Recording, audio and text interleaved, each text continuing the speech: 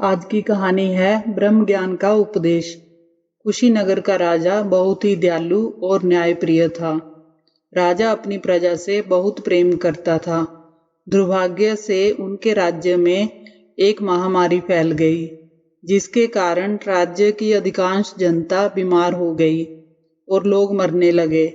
लेकिन राज्य का कोई भी वैद्य उस महामारी का हल नहीं ढूंढ पाया।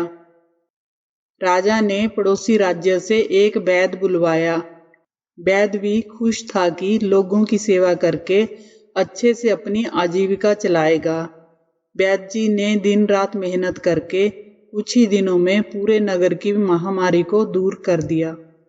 जब वैद्य जी ने लोगों से दवाई के पैसे मांगे तो लोग वैद्य जी को ब्रह्म ज्ञान का उपदेश देने लगे। कहने लगे, हम में भी ब्रह्म है, आप में भी ब्रह्म है, औषधि में भी ब्रह्म है, सब ब्रह्म है। ब्रह्म का ब्रह्म से कैसा लेना देना। बेचारे वैद्य जी लोगों के शब्द जाल में फंस गए।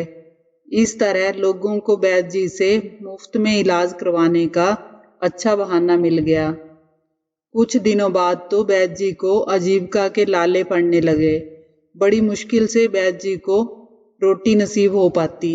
परेशान होकर उन्होंने अपने नगर वापस लौटने की सोची। तभी एक दिन राजा का बेटा बीमार पड़ गया।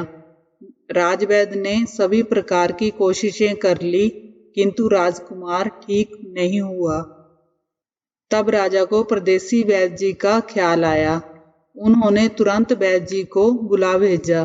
वैद्य जी अपने गांव जा ही रहे थे कि उन्हें राजा का दूत लेने आ गया। वैद्य जी राजमहल जाकर राजकुमार की चिकित्सा करने लगे। थोड़ा आराम हुआ, लेकिन राजकुमार की हालत में कोई खास सुधार नहीं हुआ। तब राजा ने वैद्य जी से कहा, वैद्य जी कोई ऐसी दवाई दीजिए कि राजकुमार तुरंत ठीक हो जाए।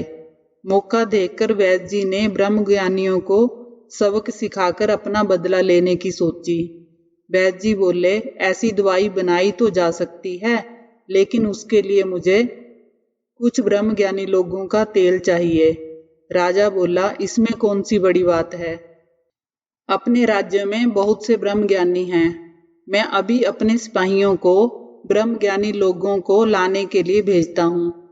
यह बात पूरे नगर में आग की तरह फैल गई कि राजकुमार की चिकित्सा के लिए ब्रह्म ज्ञानियों का तेल चाहिए।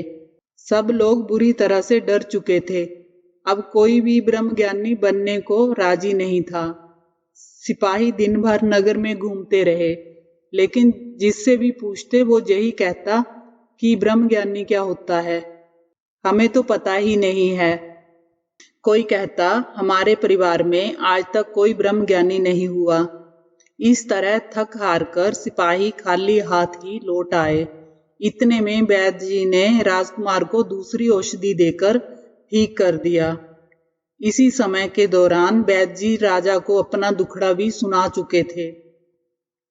राजा ने उन सब लोगों को राजदरबार में बुलाया जो ब्रह्म ज्ञान का उपदेश देकर वैद्य जी का पैसा खाकर बैठे थे। राजा के डर से सभी लोगों ने वैद्य जी का पैसा दे दिया और सभी लोगों ने आगे से ऐसा झूठा ब्रह्म ज्ञान का उपदेश नहीं देने की कसम खाई।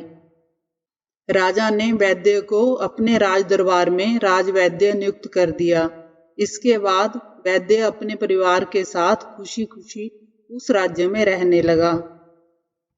कुछ लोग ऐसे होते हैं जो स्वयं आदर्शवादी नहीं होते हुए भी दूसरों से आदर्शों की अपेक्षा रखते हैं।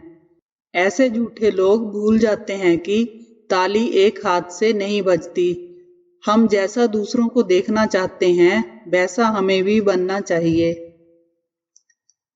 केवल झूठे उपदेश देने और दिखावा करने से कोई परिवर्तन नहीं होने वाला, बल्कि जिस दिन आपका असली चेहरा दूसरों के सामने आएगा, दूसरों को हैरान और आपको परेशान व लज्जित करेगा। आपको ये कहानी कैसी लगी, कमेंट करके ज़रूर बताएं।